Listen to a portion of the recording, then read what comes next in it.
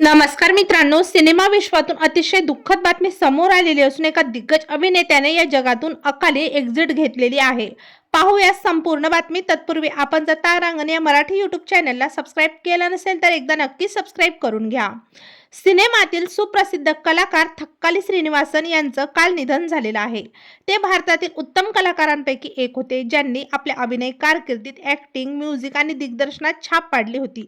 तसेच त्यांनी अनेक चित्रपट प्रोड्यूस देखील केले होते.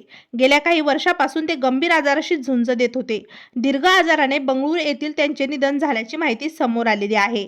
त्यांनी आपल्या अभिनय कारकिर्दीत मनुसुकल मथ्थापू, नालाई मनिथन आणि आदियामा मनिथन या चित्रपटासाठी काम केले आहे. निर्मिती पलीकडे दिग्दर्शनातही त्यांचे योगदान अतुलनीय होते.